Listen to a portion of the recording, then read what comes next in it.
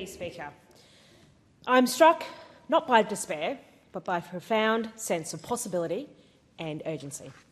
Those are the words of Australia's Domestic, Family and Sexual Violence Commissioner in her most recent annual report to this parliament. That report tracks our progress under the National Plan to End Violence Against Women and Children 2022 to 2032. It is both a stocktake and a call to action. The scale of the task is clear. According to the Australian Bureau of Statistics Personal Safety Survey, 1 in 4 women has experienced violence by an intimate partner since the age of 15, and 1 in 5 has experienced sexual violence. 1 in 8 Australians have witnessed violence between a parent and a partner as a child. Behind every statistic is a story of someone trying to stay safe while navigating systems that were not always designed with their safety at the centre. Behind those numbers are lived experiences in communities across the country where individuals seek safety, stability and dignity. Ending domestic violence, domestic, family and sexual violence requires early intervention, crisis response, recovery support and prevention.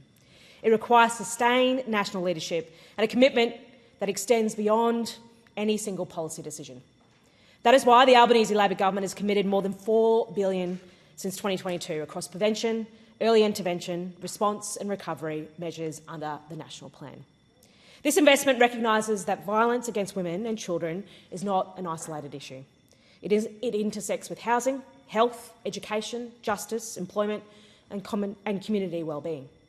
Addressing it requires coordinated action across all levels of government and across multiple systems.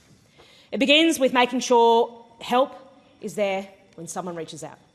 1-800-RESPECT, the National Sexual Assault, Domestic and Family Violence Counselling Service, has responded to more than 340,000 contacts last financial year across phone, online chat, SMS and video.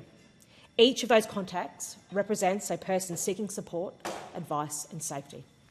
To ensure every contact is answered, the government delivered a 40% funding boost, an additional $41.8 million, bringing the total investment to $146.8 million through the 30 June 2027.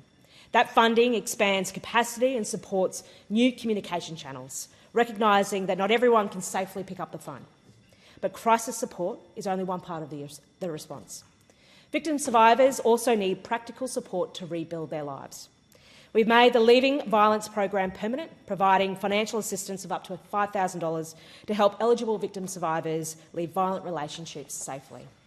For many people experiencing violence, financial dependence is one of the most significant barriers to leaving.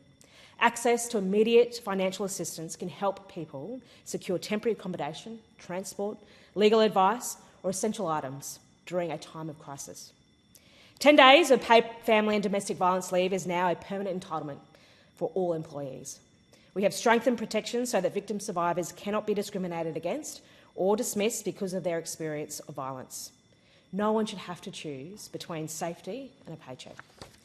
Workplaces play an important role in supporting safety and stability, and these protections recognise that employment security can be a vital part of recovery. We've also acted to prevent the misuse of government payments, recognising that financial control is a core element of coercive control. Ensuring that payments reach the person they are intended to support helps strengthen financial independence and prevents further harm.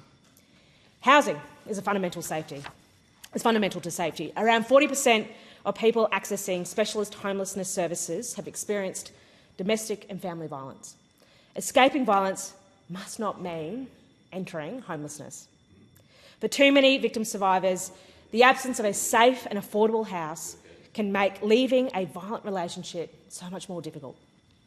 Through the Housing Australia Future Fund and related programs, we are delivering thousands of new and social and affordable homes nationwide, alongside targeted investments in crisis and transitional accommodation. These investments recognise that safety housing is essential for long-term stability and recovery. We are also holding perpetrators to account, with more than $80 million invested in initiatives targeting high-risk and serial offenders, improving risk assessment and intervention. Strong responses to perpetrators are necessary to reduce repeat offending and protect victim survivors.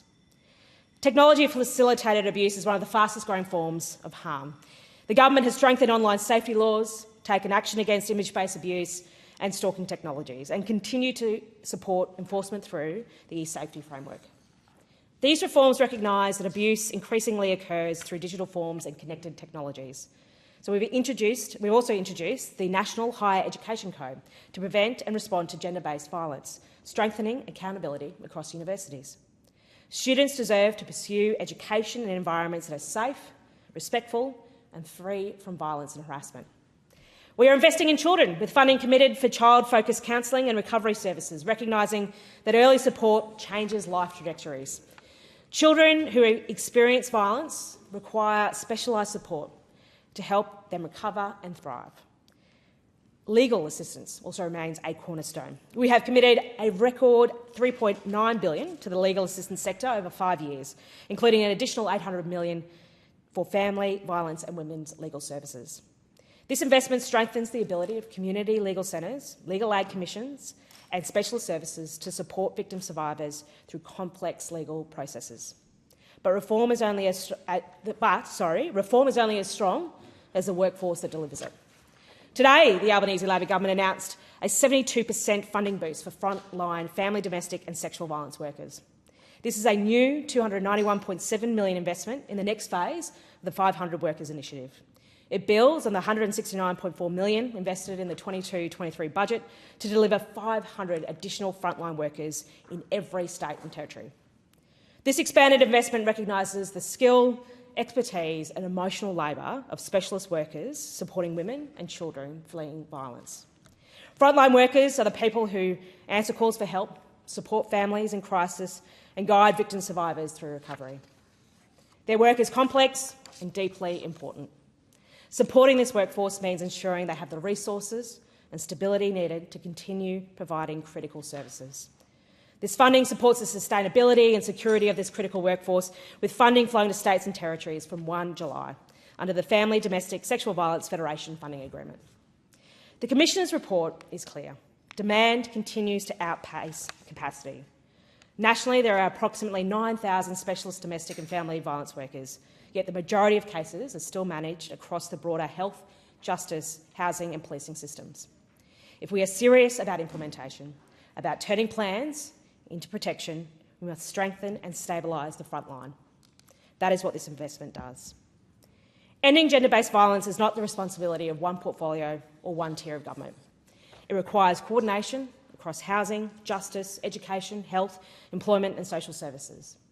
It requires prevention, teaching respect and equality early, and it requires accountability. The Commissioner reminds us that the challenge is not identifying solutions. We know what works: early intervention, stable housing, economic security, accessible counselling, strong legal protections and perpetrator accountability. The challenge is sustained implementation. There is urgency because the harm is real and ongoing. But there is also possibility because we are building the systems, funding the workforce and embedding accountability. We will continue this work methodically, collaboratively and with resolve until safety is a guarantee for every woman and every child in this country. Thank you.